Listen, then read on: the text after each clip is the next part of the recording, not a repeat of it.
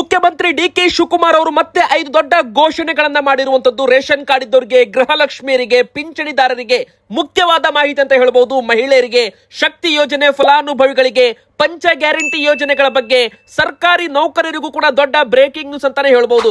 ನೋಡಿ ವೀಕ್ಷಕರೇ, ನೂತನ ಮುಖ್ಯಮಂತ್ರಿಯಾಗಿ ಡಿ.ಕೆ. ಶಿವಕುಮಾರ್ ಅವರು ಮೊದಲ ದಿನದಿಂದಲೇ ಆಕ್ಟಿವ್ ಆಗಿರುವಂತದ್ದು ಕಾಣ್ತಾ ಇದೆ. ಇನ್ನೊಂದು ಕಡೆಗೆ ರೇಷನ್ ಕಾರ್ಡ್ ಇದ್ದವರಿಗೆ, ಅನ್ನಭಾಗ್ಯ ಫಲಾನುಭವಿಗಳಿಗೆ ಏನಪ್ಪಾ ಗುಡ್ ನ್ಯೂಸ್ ಬಂದಿದೆ ಅದನ್ನು ಕೂಡ ಈ ವಿಡಿಯೋದಲ್ಲಿ ನೋಡ್ತಾ ಹೋಗೋಣ. ಇನ್ನು 6ನೇ ಗ್ಯಾರಂಟಿ ಭೂಮಿ ಗ್ಯಾರಂಟಿ ಇದು ಕರ್ನಾಟಕ ರಾಜ್ಯದಂತ ವಿಸ್ತರಣೆ ಮಾಡಲಾಗಿದೆ. ಇನ್ನೊಂದು ಕಡೆಗೆ ಹೇಳಬೇಕಂದ್ರೆ ವಿದ್ಯಾರ್ಥಿಗಳಿಗೆ ಕರ್ನಾಟಕ ರಾಜ್ಯಾದ್ಯಂತ ಬಸ್ ಪಾಸ್ ಸರ್ಕಾರದಿಂದಲೇ ವಿತರಣೆ ಮಾಡಲಾಗುತ್ತೆ. ಇದ್ರ ಬಗ್ಗೆ ಅಪ್ಡೇಟ್ ಕೂಡ ಬಂದಿದೆ ವೀಕ್ಷಕರೇ. ಇನ್ನೊಂದು ಕಡೆಗೆ ಹೇಳಬೇಕಂದ್ರೆ ಡಿ.ಕೆ. ಶಿವಕುಮಾರ್ ಅವರ ಮಂತ್ರಿಯಾಗಿ ರಾಮಲಿಂಗಾರೆಡ್ಡಿ ಅವರು ಆಯ್ಕೆಯಾಗಿದ್ರು. ಈಗ ಅವರು ದಿಢೀರ್ ಅಂತ ರಾಜೀನಾಮೆ ಕೂಡ ಘೋಷಣೆಯನ್ನ ಮಾಡಿರೋದು ದೊಡ್ಡ ಬ್ರೇಕಿಂಗ್ ನ್ಯೂಸ್ ಆಗಿದೆ. ಅಂದ್ರೆ ನೋಡಿ, ಡಿ.ಕೆ. ಶಿವಕುಮಾರ್ ಅವರ ನೇತೃತ್ವದಲ್ಲಿ ಸರ್ಕಾರದಲ್ಲಿ ಸಂಪುಟ ಪುನರ್ರಚನೆಗೆ ಭಾರಿ ಕಸರತ್ತು ನಡೀತಾ ಇದೆ ಎಂಬ ಒಂದು ಸುದ್ದಿಗಳು ಕೇಳಿ ಬರ್ತಾ ಇದ್ದಾವೆ.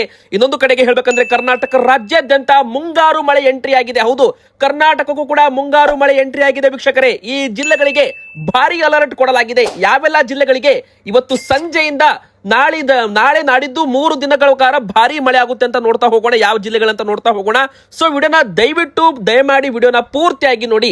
ಹಾಗೆ ಪ್ರತಿಯೊಬ್ರು ಕೂಡ ವಿಡಿಯೋಗೆ ಇನ್ನೂ ಕೂಡ ಲೈಕ್ ಮಾಡಿಲ್ಲ ಅಂದ್ರೆ ದಯವಿಟ್ಟು ವಿಡಿಯೋಗೆ ಒಂದು ಲೈಕ್ ಮಾಡೋದ್ರ ಮೂಲಕ ವಿಡಿಯೋಗೆ ದಯವಿಟ್ಟು ಸಪೋರ್ಟ್ ಮಾಡಿ. ಹಾಗೂ ಪ್ರತಿಯೊಬ್ರು ಕೂಡ ಕಮೆಂಟ್ ಬಾಕ್ಸ್ ಅಲ್ಲಿ ನಾವು ಕೇಳೋ ಪ್ರಶ್ನೆಗೆ ಕಮೆಂಟ್ ಕೂಡ ನೀವು ಮಾಡಬಹುದು, ಉತ್ತರ ಕೂಡ ಕೊಡಬಹುದು ವೀಕ್ಷಕರೇ. ನಿಮಗೆ 30ನೇ ಕಂತು ಹಣ ಜಮೆ ಆಗಿದೆ. ಅದಕ್ಕಂದ್ರೆ ಈಗ 31ನೇ ಕಂತು ಹಣ ಬಿಡುಗಡೆ ಆಗ್ತಾ ಇದೆ. ಸೊ ಇದು ಒಂದು ಅಕೌಂಟ್ಗೂ ಕೂಡ ಹಣ ಜಮೆ ಆಗೋದಕ್ಕೆ ಶುರು ಆಗುತ್ತೆ ಅಂತಾನು ಕೂಡ ಇಲ್ಲಿ ಹೇಳ್ಬೋದು. ನೋಡಿ ವೀಕ್ಷಕರೇ, ಮೊದಲಿಗೆ 5 ಗ್ಯಾರಂಟಿ ಯೋಜನೆಗಳಿದ್ದಾವೆ ನೋಡಿ, ಪಂಚ ಗ್ಯಾರಂಟಿ ಯೋಜನೆಗಳು. ಇವುಗಳನ್ನ ಪರಿಷ್ಕರಣೆ ಮಾಡೋದಿಲ್ಲ, ಹೊರತಾಗಿ ಅನರ್ಹರನ್ನ ಹೊರಗೆ ತೆಗೆದು ಹಾಕ್ತಿವಿ ಅಂತ ಒಂದು ಹೇಳಿಕೆ ಮುಖ್ಯಮಂತ್ರಿ ಡಿ.ಕೆ. ಶಿವಕುಮಾರ್ ಸರ್ ಮೊದಲೇ ಒಂದು ಹೇಳಿಕೆಯನ್ನ ಕೊಟ್ಟಿರುವಂತದ್ದು. ನೋಡಿ, ಗ್ಯಾರಂಟಿಗಳನ್ನ ಪರಿಷ್ಕರಣೆ ಮಾಡೋದಿಲ್ಲ ಎಂಬ ಒಂದು ಹೇಳಿಕೆ ಕೂಡ ಕೊಟ್ಟಿದ್ದಾರೆ.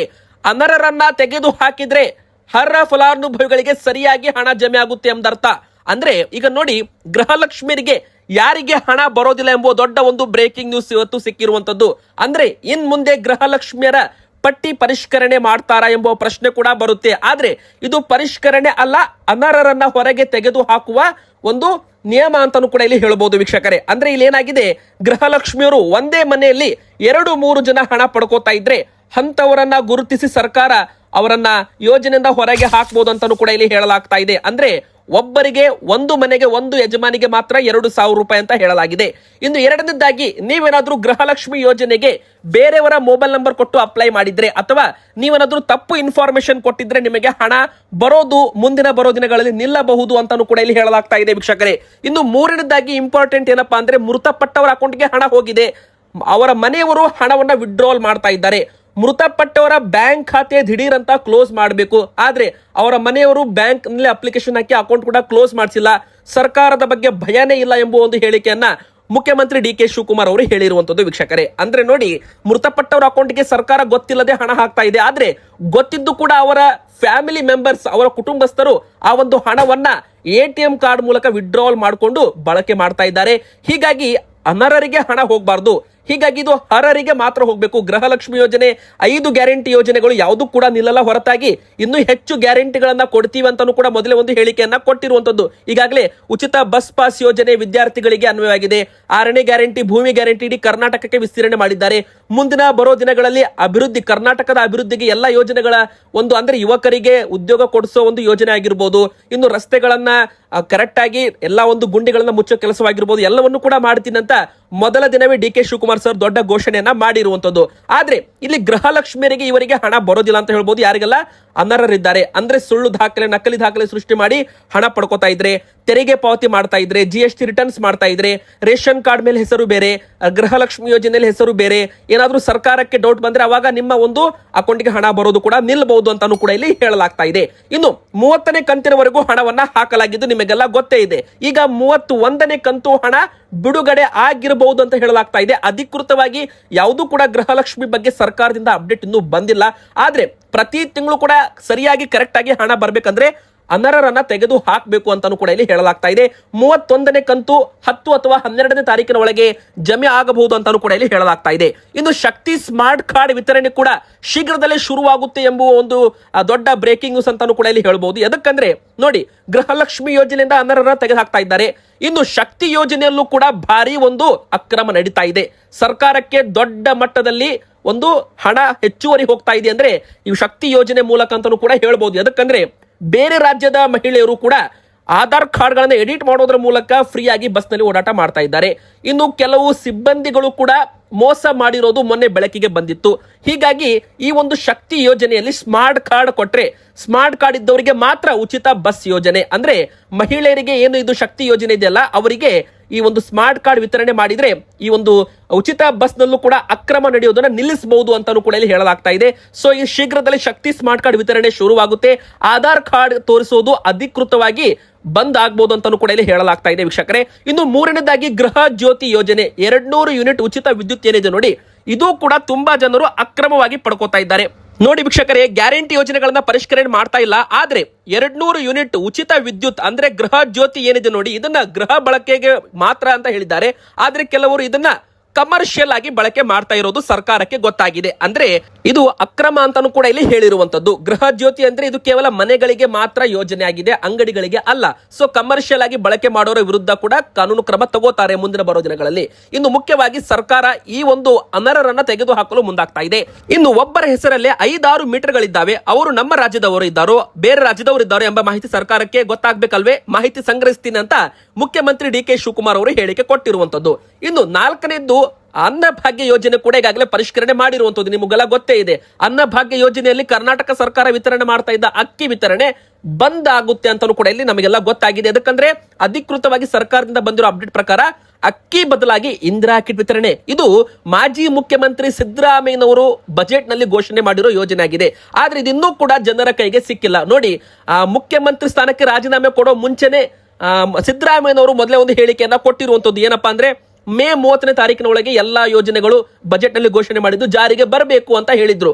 ಆದ್ರೆ ಇಲ್ಲಿ ನೋಡಿ, ಜೂನ್ 3ನೇ ತಾರೀಕಿಗೆ ಅಧಿಕೃತವಾಗಿ ಡಿ.ಕೆ. ಶಿವಕುಮಾರ್ ಸರ್ ಪ್ರಮಾಣ ವಚನ ಸ್ವೀಕಾರ ಮಾಡಿ ಮುಖ್ಯಮಂತ್ರಿ ಆಗಿದ್ದಾರೆ. ಆದ್ರೆ ಈಗ ಈ ಒಂದು ಇಂದಿರಾ ಕಿಟ್ ವಿತರಣೆ ನೋಡಿ, ಇದು ಮುಖ್ಯಮಂತ್ರಿ ಡಿ.ಕೆ. ಶಿವಕುಮಾರ್ ಅವರು ಮಾಡಬಹುದು. ಅಂದ್ರೆ ಇನ್ನು ಸ್ವಲ್ಪ ವಿಳಂಬ ಆಗಬಹುದು ಅಂತಾನೂ ಕೂಡ ಇಲ್ಲಿ ಹೇಳಲಾಗ್ತಾ ಇದೆ. ಎದಕ್ಕಪ್ಪ ಅಂದ್ರೆ ಆಹಾರ ಇಲಾಖೆ ಏನಿದೆ ನೋಡಿ, ಅಂದ್ರೆ ಆಹಾರ ಇಲಾಖೆ ಸಚಿವರು ಕೆ.ಎಚ್. ಮುನಿಯಪ್ಪ ಅವರಿಗೆ ಮತ್ತೆ ವಾಪಸ್ ಸಿಕ್ಕಿದೆ. ಆದ್ರೆ ಮೀಡಿಯಾಗಳಲ್ಲಿ ಕೆ.ಎಚ್. ಮುನಿಯಪ್ಪ ಅವರಿಗೆ ಆಹಾರ ಇಲಾಖೆ ಖಾತೆ ಬೇಡವಾಗಿತ್ತಂತೆ, ಅವರಿಗೆ ಬೇರೆ ಖಾತೆ ಬೇಕಿತ್ತಂತೆ. ಈಗಾಗಲೇ ಸಚಿವರು ರಾಮಲಿಂಗಾರೆಡ್ಡಿ ಅವರು ತಮ್ಮ ಒಂದು ಸಚಿವ ಸ್ಥಾನಕ್ಕೆ ರಾಜೀನಾಮೆ ಕೂಡ ಇಲ್ಲಿ ಘೋಷಣೆಯನ್ನ ಮಾಡಿರುವಂತದ್ದು. ಎದಕ್ಕಪ್ಪ ಅಂದ್ರೆ ಅವರಿಗೆ ಬೆಂಗಳೂರು ಖಾತೆ ಬೇಕಾಗಿತ್ತು, ಆದ್ರೆ ಅವರಿಗೆ ಸಿಕ್ಕಿಲ್ಲ. ಹೀಗಾಗಿ ಅವರು ರಾಜೀನಾಮೆಯನ್ನ ಘೋಷಣೆ ಮಾಡಿದ್ದಾರೆ. ಇನ್ನೊಂದು ಕಡೆಗೆ ಹೇಳ್ಬೇಕಂದ್ರೆ ಈಗ ನೋಡಿ, ಮುಂದಿನ ಬರೋ ದಿನಗಳಲ್ಲಿ ಸಂಪುಟ ಇನ್ನಷ್ಟು ವಿಸ್ತೀರ್ಣ ಆಗುತ್ತೆ. ಅಂದ್ರೆ 2ನೇ ಹಂತದಲ್ಲಿ ಸಂಪುಟ ಸಭೆಯಲ್ಲಿ ಯಾರೆಲ್ಲ ಸಚಿವರು ಯಾವೆಲ್ಲ ಖಾತೆಯನ್ನ ಹೊಂತಾರೆ ಅಧಿಕೃತವಾಗಿ ಅಪ್ಡೇಟ್ ಬರೋವರೆಗೂ ನೋಡಿ, ಈಗ ಮಹಿಳಾ ಮತ್ತು ಮಕ್ಕಳ ಕಲ್ಯಾಣ ಇಲಾಖೆ ಸಚಿವರು ಯಾರಾಗ್ತಾರೆ, ಆಹಾರ ಸಚಿವರು ಯಾರಾಗ್ತಾರೆ, ಇದೆಲ್ಲ ಕೂಡ ಅಂತಿಮ ಫೈನಲ್ ಪಟ್ಟಿ ಆಗೋದು ಬಾಕಿ ಇದೆ. ಈಗಾಗಲೇ ಎಲ್ಲರನ್ನೂ ಕೂಡ ಖಾತೆಗಳನ್ನ ಹಂಚಿಕೆ ಮಾಡಲಾಗಿದೆ. ಆದ್ರೂ ಕೂಡ ಕೆಲವರು ನಮಗೆ ಈ ಖಾತೆ ಬೇಕು ಆ ಖಾತೆ ಬೇಕು ಅಂತ ಈಗಾಗಲೇ ಮುಖ್ಯಮಂತ್ರಿ ಡಿ.ಕೆ. ಶಿವಕುಮಾರ್ ಅವರ ಜೊತೆಗೆ ಮಾತುಕತೆಯಲ್ಲಿ ಒಂದು ಕಂಟಿನ್ಯೂ ಆಗಿರ್ತಾ ಇದೆ. ಇನ್ನೂ ಕೂಡ ಮುಂದಿನ ಬರೋ ದಿನಗಳಲ್ಲಿ ಅಧಿಕೃತ ಅಪ್ಡೇಟ್ಗಳು ಬರೋದು ಬಾಕಿ ಇದೆ ಅಂತಾನೂ ಕೂಡ ಇಲ್ಲಿ ಹೇಳ್ಬೋದು. ಸದ್ಯಕ್ಕೆ ಹೇಳ್ಬೇಕಂದ್ರೆ ಇಂದಿರಾ ಕಿಟ್ ವಿತರಣೆ ಅಂದ್ರೆ ಅಕ್ಕಿ ಬದಲಾಗಿ ಅಡುಗೆ ಎಣ್ಣೆ, ಉಪ್ಪು, ಸಕ್ಕರೆ, ತೊಗರಿಬೇಳೆ ಮತ್ತೆ ಕೇಂದ್ರ ಸರ್ಕಾರದಿಂದ 2 ಕೆಜಿ ಅಕ್ಕಿ ಮತ್ತು 3 ಕೆಜಿ ರಾಗಿ ಕೂಡ ವಿತರಣೆ ಈಗ ಮಾಡಲಾಗ್ತಾ ಇದೆ. ಇನ್ನು ಕೆಲವರಿಗೆ ಯಾರಿಗೆಲ್ಲ ಮೇ ತಿಂಗಳಲ್ಲಿ ಪಡಿತರ ವಿತರಣೆ ಆಗಿಲ್ಲ ನೋಡಿ, ಅಂತವರು ಜೂನ್ ತಿಂಗಳಲ್ಲಿ ಬಯೋಮೆಟ್ರಿಕ್ ಬೆರಳಚ್ಚು ಕೊಡೋದ್ರ ಮೂಲಕ ಪಡಿತರವನ್ನ ಪಡ್ಕೋಬಹುದು. ಬಾಕಿ ಪಡಿತರ ಯಾರಿಗೆಲ್ಲ ವಿತರಣೆ ಆಗಿಲ್ಲ ಅವರು ಪಡ್ಕೋಬಹುದು ಅಂತ ಒಂದು ಗುಡ್ ನ್ಯೂಸ್ ಕೂಡ ಇಲ್ಲಿ ಇರುವಂತದ್ದು ವೀಕ್ಷಕರೇ. ಇನ್ನು 2ನೇದಾಗಿ ಇಂಪಾರ್ಟೆಂಟ್ ಏನಪ್ಪಾ ಅಂದ್ರೆ ಇಂದಿರಾ ಕಿಟ್ ವಿತರಣೆ ಸ್ವಲ್ಪ ವಿಳಂಬವಾಗೋ ಸಾಧ್ಯತೆ ಇದೆ. ಯಾಕಂದ್ರೆ ಆಹಾರ ಇಲಾಖೆಗಾಗಲೇ ಕೆ.ಎಚ್. ಮುನಿಯಪ್ಪ ಸರ್ ಈಗಾಗಲೇ ಅಧಿಕೃತವಾಗಿ ಆಗಿದ್ದಾರೆ. ಡಿ.ಕೆ. ಶಿವಕುಮಾರ್ ಅವರ ಸರ್ಕಾರದಲ್ಲಿ ಕೆ.ಎಚ್. ಮುನಿಯಪ್ಪ ಅವರು ಆಹಾರ ಇಲಾಖೆಯನ್ನ ಹೊಂದಿರುವಂತದ್ದು.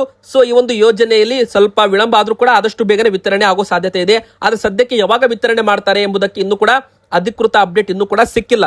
ಸೊ ವೀಕ್ಷಕರೇ, ಮುಂದಿನ ಬರೋ ದಿನಗಳಲ್ಲಿ ಅಂದ್ರೆ ಇನ್ನು ಕೆಲವೇ ದಿನಗಳಲ್ಲಿ ನಿಮಗೆ ಇಂದಿರಾ ಕಿಟ್ ಕೈಗೆ ಸಿಗಬಹುದು. ಆದ್ರೆ ಇನ್ನೊಂದು ಕಡೆಗೆ ಹೇಳ್ಬೇಕಂದ್ರೆ ಇಂದಿರಾ ಕಿಟ್ ಅನ್ನ 3 ಭಾಗದಲ್ಲಿ ವಿಂಗಡಿಸಲಾಗಿದೆ. 2.5 ಕೆಜಿದು ನಿಮ್ಮ ಕುಟುಂಬದಲ್ಲಿ ಒಬ್ಬರು ಇಬ್ಬರು ಇದ್ರೆ ಅವರಿಗೆ 2.5 ಕೆಜಿ, ನಿಮ್ಮ ಕುಟುಂಬದಲ್ಲಿ 3-4 ಜನ ಇದ್ರೆ ಅವರಿಗೆ 5 ಕೆಜಿದು ಇಂದಿರಾ ಕಿಟ್ಟು, ಅದೇ ನಿಮ್ಮ ಕುಟುಂಬದಲ್ಲಿ 5ಕ್ಕಿಂತ ಹೆಚ್ಚು ಜನ ಇದ್ರೆ 7.5 ಕೆಜಿದು ಇಂದಿರಾ ಕಿಟ್ ಅಂತ ಘೋಷಣೆ ಮಾಡಲಾಗಿದೆ. ಇದರ ಪ್ರಕಾರ ವಿತರಣೆ ಆಗುತ್ತೆ. ಹೆಸರು ಕಾಳು ಕೂಡ ಕೊಡಬೇಕಾಗಿತ್ತು, ಆದ್ರೆ ಸದ್ಯಕ್ಕೆ ಹೆಸರು ಕಾಳಿನ ಬದಲಾಗಿ ತೊಗರಿ ಬೇಳೆಯನ್ನ ಹೆಚ್ಚಾಗಿ ವಿತರಣೆ ಮಾಡ್ತೀವಿ ಅಂತ ಹೇಳಿದ್ದಾರೆ. ಆದ್ರೆ ಇದನ್ನ ಅಧಿಕೃತವಾಗಿ ಜನರ ಕೈಗೆ ಯಾವಾಗ ಸಿಗುತ್ತೆ ಎಂಬುದೇ ಪ್ರಶ್ನೆ ಆಗಿದೆ ಅಂತಾನೂ ಕೂಡ ಇಲ್ಲಿ ಹೇಳಬಹುದು. ಕೇವಲ BPL ಕಾರ್ಡ್ಗೆ ಮಾತ್ರ ಅಲ್ಲ, AAY ಅಂದ್ರೆ ಅಂತ್ಯೋದಯ ಪಡಿತರ ಚೀಟಿ ಇದ್ದವರಿಗೂ ಕೂಡ ಇಂದಿರಾ ಕಿಟ್ ವಿತರಣೆ ಮಾಡ್ತೀವಿ ಅಂತ ಘೋಷಣೆ ಮಾಡಲಾಗಿದೆ ವೀಕ್ಷಕರೇ. ಇನ್ನು ಕೊನೆಯದಾಗಿ ಕರ್ನಾಟಕ ರಾಜ್ಯದಂತ ಮುಂಗಾರು ಮಳೆ ಎಂಟ್ರಿ ಆಗ್ತಾ ಇದೆ. ಸೊ ನಮ್ಮ ಕರ್ನಾಟಕದಲ್ಲಿ ಈಗ 1 ವಾರಗಳ ಕಾಲ ಭಾರಿ ಮಳೆ ಆಗುತ್ತೆ. 3 ದಿನಗಳ ಕಾಲ ಅಲರ್ಟ್ ಅಂತಾನೂ ಕೂಡ ಇಲ್ಲಿ ಹೇಳ್ಬಹುದು ವೀಕ್ಷಕರೇ. ಹಾಗಾದ್ರೆ ಯಾವೆಲ್ಲ ಜಿಲ್ಲೆಗಳಿಗೆ ಅಲರ್ಟ್ ಕೊಡಲಾಗಿದೆ ಅಂತ ನೀವು ಕೇಳೋದಾದ್ರೆ ನೋಡಿ, ಮೊದಲಿಗೆ ಹೇಳ್ಬೇಕಂದ್ರೆ ಬೆಂಗಳೂರು ನಗರ, ಬೆಂಗಳೂರು ಗ್ರಾಮಾಂತರ, ದಕ್ಷಿಣ ಕರ್ನಾಟಕದ ಒಳನಾಡಿನ ಭಾಗಗಳಲ್ಲಿ ಮತ್ತೆ ಭಾರಿ ಮಳೆಯಾಗುವ ನಿರೀಕ್ಷೆ ಇದೆ ಅಂತಾನೂ ಕೂಡ ಇಲ್ಲಿ ಹವಾಮಾನ ಇಲಾಖೆಯಿಂದ ಬಂದಿರೋ ಅಪ್ಡೇಟ್ ಆಗಿದೆ. ಹೀಗಾಗಿ ಗುಡುಗು ಮಿಂಚು ಸಹಿತ ಭಾರಿ ಮಳೆ ಆಗೋದ್ರಿಂದ ಜನರು ಸ್ವಲ್ಪ ಹುಷಾರಾಗಿರ್ಬೇಕು, ಎಚ್ಚರವಾಗಿರ್ಬೇಕು ಅಂತಾನೂ ಕೂಡ ಇಲ್ಲಿ ಹೇಳ್ಬಹುದು. ಇನ್ನು ಮುಖ್ಯವಾಗಿ ಉಡುಪಿ ಮತ್ತು ಉತ್ತರ ಕನ್ನಡ ಮತ್ತು ಕರಾವಳಿ ಭಾಗದಲ್ಲೂ ಕೂಡ ಭಾರಿ ದಟ್ಟ ಮೋಡ ಕವಿದ ವಾತಾವರಣ ಇರಲಿದ್ದು ಬಹುತೇಕ ಕಡೆಗಳಲ್ಲಿ ದಿನವಿಡೀ ಮಳೆಯಾಗೋ ಸಾಧ್ಯತೆ ಇದೆ ಅಂತಾನೂ ಕೂಡ ಇಲ್ಲಿ ಹೇಳ್ಬಹುದು. ಸಮುದ್ರದಲ್ಲಿ ಗಾಳಿ ವೇಗ ಹೆಚ್ಚಾಗಿರೋದ್ರಿಂದ ಮೀನುಗಾರರು ಮತ್ತು ಪ್ರವಾಸಿಗರು ಎಚ್ಚರಿಕೆ ವಹಿಸಬೇಕು. ಅಂದ್ರೆ ಕರ್ನಾಟಕದ ಕರಾವಳಿ ಭಾಗದಲ್ಲಿ ಅಲರ್ಟ್ ಅಂತಾನೂ ಕೂಡ ಇಲ್ಲಿ ಹೇಳಲಾಗಿದೆ. ಇನ್ನು ಬೆಂಗಳೂರು ನಗರ, ಬೆಂಗಳೂರು ಗ್ರಾಮಾಂತರದಲ್ಲೂ ಕೂಡ ಸಂಜೆ ರಾತ್ರಿಯಿಂದಲೇ ಮಳೆ ಆಗುವ ಸಾಧ್ಯತೆ ಇದೆ. ಇನ್ನು ಶಿವಮೊಗ್ಗ, ಚಿಕ್ಕಮಗಳೂರು, ಹಾಸನ, ಕೊಡಗು, ಮೈಸೂರು, ಮಂಡ್ಯ, ಚಾಮರಾಜನಗರ, ತುಮಕೂರು ಜಿಲ್ಲೆಗಳಲ್ಲೂ ಕೂಡ ಗುಡುಗು ಮಿಂಚಿನ ಆರ್ಭಟದೊಂದಿಗೆ ಭಾರಿ ಮಳೆಯಾಗುತ್ತೆ. ಇನ್ನು ಉತ್ತರ ಒಳನಾಡಿನ ಜಿಲ್ಲೆಗಳಾದ ಬೆಳಗಾವಿ, ಧಾರವಾಡ, ಹಾವೇರಿ, ಗದಗ ಮತ್ತು ಕೊಪ್ಪಳ ಈ ಒಂದು ಭಾಗಗಳಲ್ಲೂ ಕೂಡ ಸಾಧಾರಣ ಹಗುರ ಮಳೆ ಆಗುವ ಸಾಧ್ಯತೆ ಇದೆ ಅಂತ ಹವಾಮಾನ ಇಲಾಖೆ ಹೇಳಿರುವಂತದ್ದು. ನಿಮ್ಮ ಊರಲ್ಲೂ ಮಳೆ ಬರ್ತಾ ಇದ್ರೆ ಬೇಗನೆ ನಿಮ್ಮ ಊರಿನ ಹೆಸರನ್ನ ಕಮೆಂಟ್ ಮಾಡಿ, ವಿಡಿಯೋಗೆ ಲೈಕ್ ಮಾಡಿ, ಚಾನಲ್ಗೆ ಸಬ್ಸ್ಕ್ರೈಬ್ ಆಗಿ.